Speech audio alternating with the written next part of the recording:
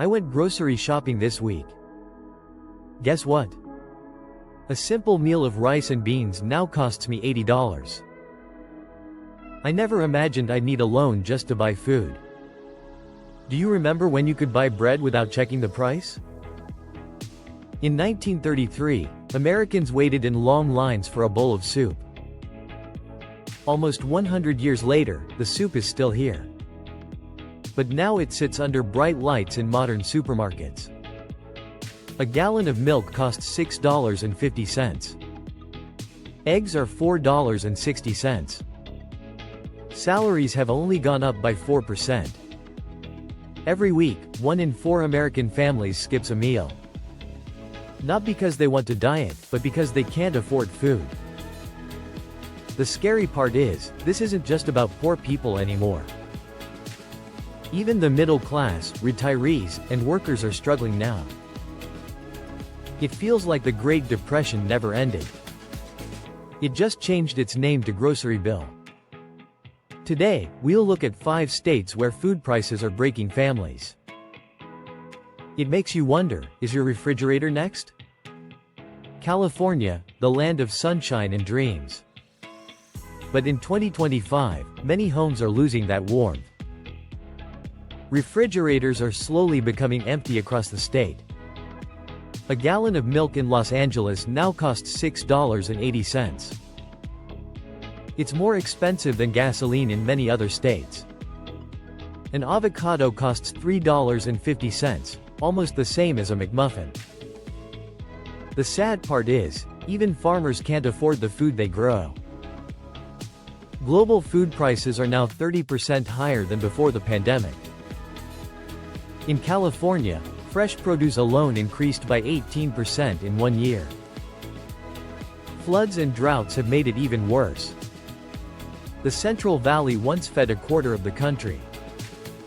Now, its fields are cracked and dry. When tomato crops fail, pizza prices rise in Los Angeles. When fuel costs increase, you pay more for every delivery. But this isn't only nature's fault.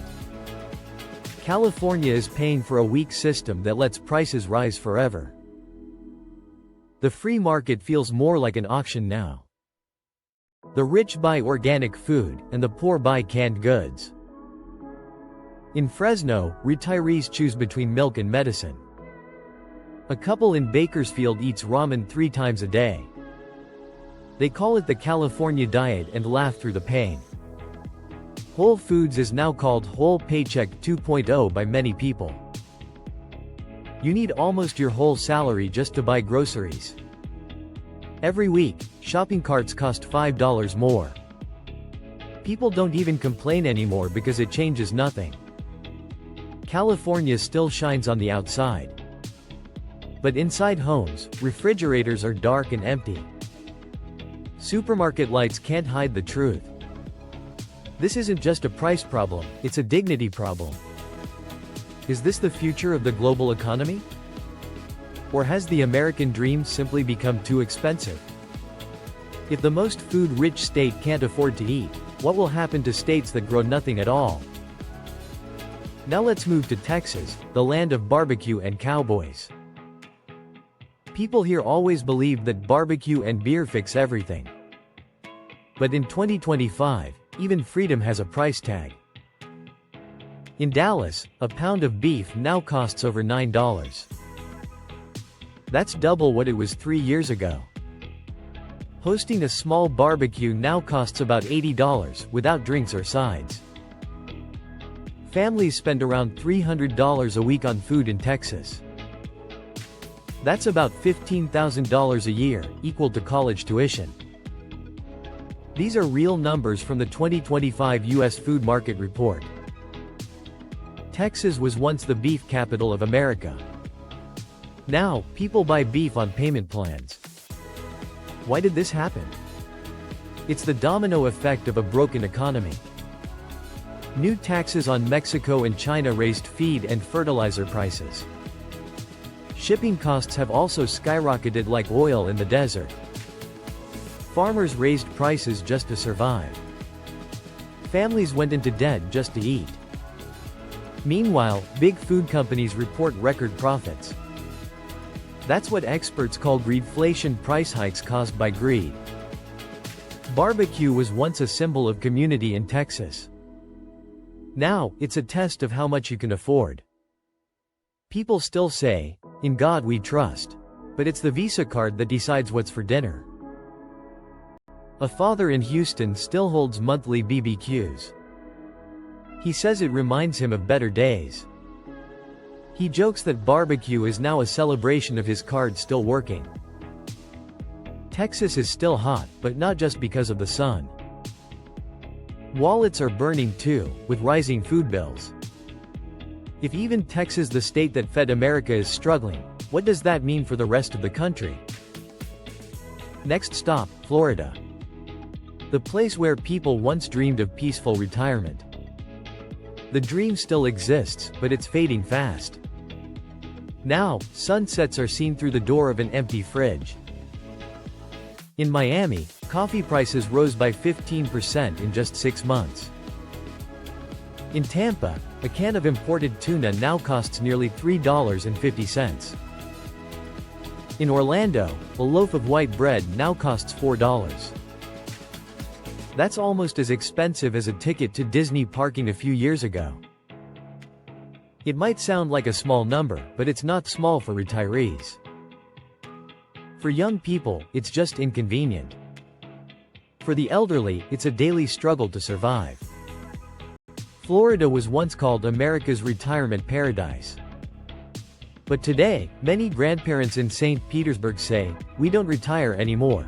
They say, "We are racing against the price of food."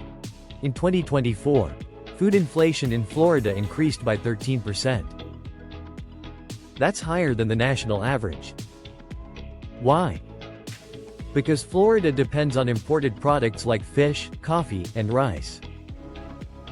When Washington adds tariffs on goods from Mexico or South America, prices jump fast. And who pays for it? Not the government, but the elderly waiting in grocery lines with long bills. A retired couple in Naples said, "We used to buy fresh vegetables. Now we only buy canned goods. I used to have eggs and milk for breakfast. Now it's just bread and wheat coffee." Their words sound calm, but they carry deep pain. Food banks across Florida report a 40% rise in demand in just 2 years.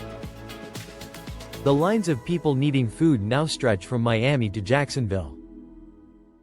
They are not homeless people. They are tax-paying citizens who now need help to buy food. They worked their whole lives, and now they're getting their money back in canned goods. Florida has blue seas, golden sunshine, and luxury condos everywhere. But just a few blocks away, seniors share meals from churches and food centers. The elderly once lived off sunshine. Now, they live on coupons and neighborly kindness. An old man in Clearwater said, "I once dreamed of dying here peacefully. Now I just hope I can buy medicine and a bag of apples this month." Florida still has waves, beaches, and music. But the real wave is inside refrigerators, a wave of emptiness. And it's washing away the belief that America will always be okay. The government still calls it temporary inflation. But people say, "We've been temporarily hungry for 2 years now. Is retirement paradise still worth it, if every breakfast needs financial planning?" Now let's move to Ohio, the steel heart of America. What happens when workers go into debt just to eat? The answer isn't pleasant. Ohio was once full of steel mills and factory sounds. Now, the most common sound is the long beep at the supermarket counter. In 2025, 41% of suburban families in Ohio cut their food spending. 1 in 4 people skip meals not for dieting, but because they're broke. When the steel mills in Cleveland and Youngstown closed, people turned to service jobs. But they moved from making goods to serving tables for less money. Now, they can't even afford the food they serve. Today, Ohio's industrial streets are lined with empty refrigerators and food stamps. Supermarkets like Kroger and Aldi are leaving rural towns. This has created food deserts in the middle of America. If you want fresh vegetables, drive 40 miles. If you want cheaper milk, you'll spend more on gas than the milk itself. People joke, if gas gets more expensive, I'll walk. But where do you walk when every supermarket around you has closed? Mobile food banks are now a lifeline. Trucks park in old Walmart lots, handing out milk and canned goods. One woman said, "I used to work at a bread factory. Now I stand in line to get free bread. That's not just hunger. It's the pain of being left behind." Wages are rising 3 times slower than inflation. Food prices went up 12.8% in 2025, but salaries only 4%. That's not a number, that's the gap between a hot meal and instant noodles. Ohioans once believed hard work could build a good life. Now they only see car keys because they must drive far to find cheap food. One man said, "I don't believe in promises anymore. The factories collapsed with globalization, and now our meals collapse with inflation." An old worker in Akron said, "I used to make steel for America. Now I can't even afford a steel kitchen knife." Ohio isn't hungry because of a lack of food. It's hungry because of unfairness. When workers must choose between gas and bread, the problem is deeper than economics.